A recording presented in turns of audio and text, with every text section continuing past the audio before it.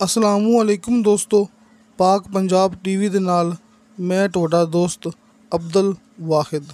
दोस्तों माशाअल्लाह अज मैं तुहाडे वास्ते 350 कनाल एक गैर आबाद ज़मीन की वीडियो लेके हाज़र होया। इंशाअल्लाह उम्मीद है कि दोस्तों ये बड़ी पसंद आवेगी।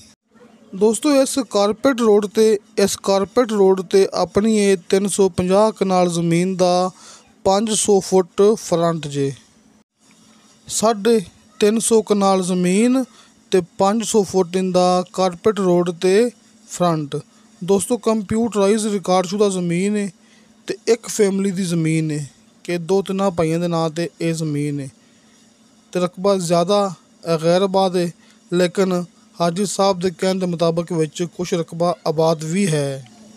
दोस्तों ये टोटल रकबा मालकीती है ते बहुत ही प्यारी ज़मीन है। भरावां दे सामने वेखो हरा भरा घास, ये जड़ी बूटियां एक पहचान होंदी है अच्छी ज़मीन की। इस तो इलावा दोस्तों बिजली मौके ते मौजूद है, तुसीं ये गल याद रखनी है, बिजली मौके ते मौजूद है ते ज़ेरे ज़मीन पानी बिल्कुल मिठा है। 70 फुट तो बाद दोस्तों नीचे मिठा पानी मिलेगा।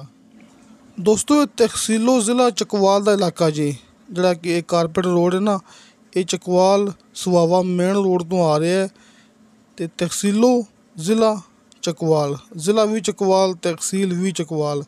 इस तो इलावा दोस्तों हाजी अरफान साहब के कहने के मुताबिक इस दे आस पास तुसीं इस कीमत विच होर ज़मीन भी ले सकते जी। दोस्तों ये 350 कनाल ज़मीन है ना, 350 कनाल ते इनकी डिमांड की है मालकान ने फी कनाल के हिसाब नाल 65,000 रुपया। दोस्तों 65,000 रुपया इनकी डिमांड है, पर कनाल के हिसाब नाल कमी पेशी प्यार मुहब्बत हो जाएगा। हाजी अरफान साहब का कॉल एंड व्हाट्सअप नंबर भरावां नूं सामने स्क्रीन ते मिल गया होगा। तुसीं हाजी साहब नाल राबता करके ये ज़मीन वेख सकते जे, मौके ते जाके ज़मीन का विजिट कर सकते जे ते इस ज़मीन की मुकम्मल मालूमात ले सकते जी। दोस्तों माशाअल्लाह अल्लाह का बड़ा शुक्र है कि हाजी साहब का एक नंबर काम है कि जेड़े दोस्त उस इलाके च हाजी साहब को ज़मीन ले रहे हैं माशाअल्लाह बिल्कुल वो खुश हो रहे हैं।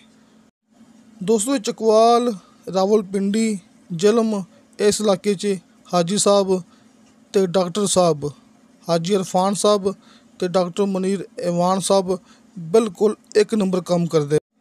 तो किसी दोस्त ने गल करनी हुई अपने नाल, अपना इलाका है आरफ वाला साहीवाल पाकपतन, तुसीं इस दे पास आस पास अपने कोलों ज़रूरी कि हर तरह की प्रॉपर्टी खरीदो फरोख्त कर सकते जी। तो दोस्तों इंशाअल्लाह ताला बशर्ते ज़िंदगी बा फज़ले खुदा मिलांगे अगली वीडियो ते। अल्लाह हाफिज़।